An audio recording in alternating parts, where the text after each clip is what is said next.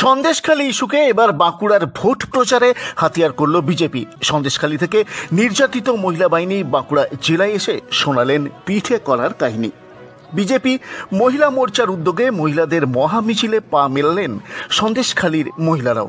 তাদের দাবি, বাঁকুড়ায় এসে তারা সন্দেশখালীর ঘটনা তুলে ধরে এখানকার মহিলাদের সচেতন করতে চান, যেন এখানে এমন ঘটনা ঘটলেই বাঁকুড়ার মহিলারাও আমাদের মতো প্রতিবাদে নামতে পারেন। সেই শক্তি যোগাতেই তাদের বাঁকুড়ায় আসা বলেও দাবি করেন এই নির্যাতিতা মহিলারা।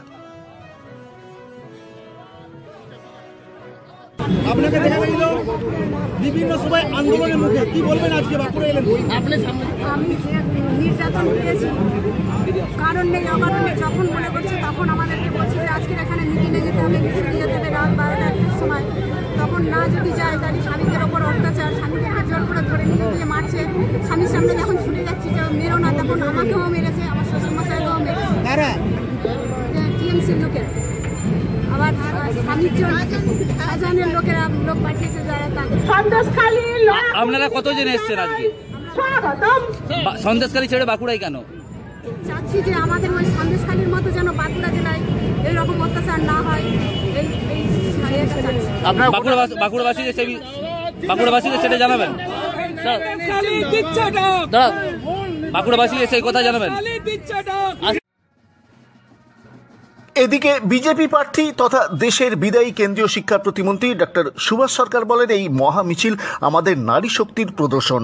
মহিলারা বিজেপির পতাকার তলায় বাঁকুড়াতেও জোট বাঁধছেন। দিন দিন শক্তি বৃদ্ধি হচ্ছে বিজেপি মহিলা শাখার। সন্দেশখালীর মহিলাদের সাথে বাঁকুড়ার মহিলারা এদিন মিলেমিশে সন্দেশখালী কাণ্ডের প্রতিবাদে সামিল হলেন।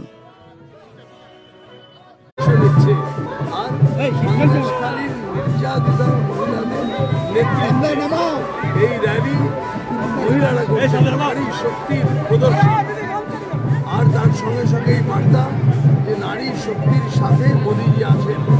আর বাঁকুড়ায় কেন তথা পশ্চিমবাংলা নিউজ টাইমটা দেখাচ্ছে না, নিউজ টাইমটা এই দোল, আর এর সঙ্গে সঙ্গে শাহজাহানের নেতৃত্বে যে নারীদের ওপর অত্যাচার হয়েছে সেই কথা বাঁকুড়া তথা পশ্চিমবঙ্গের মানুষকে জানানো, এবং এর জন্য তৃণমূলকে একটি ভোটও নয়, কোনো মহিলা যেন তৃণমূলকে একটি ভোটও না দেয়, সমস্ত ভোট যাতে পদ্ম ফুলে মোদীজির কাছে পৌঁছয়, তার কারণ মোদীজি নারী শক্তির সাথে আছে।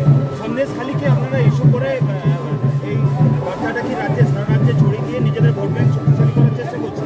এটা খুব স্বাভাবিক আছে যে অন্যায় যা হয়েছে, সে অন্যায়ের কথা তো মানুষকে জানাতে হবে। অন্যায়ের কথা মানুষকে জানালেই স্বাভাবিকভাবে ভোট তৃণমূলের ভান্ডারে পড়বে না, স্বাভাবিক আছে।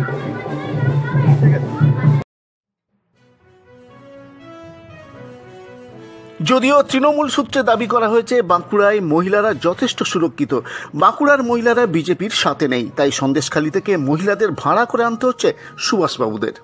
পুরো রিপোর্ট বাঁকুড়া 24x7।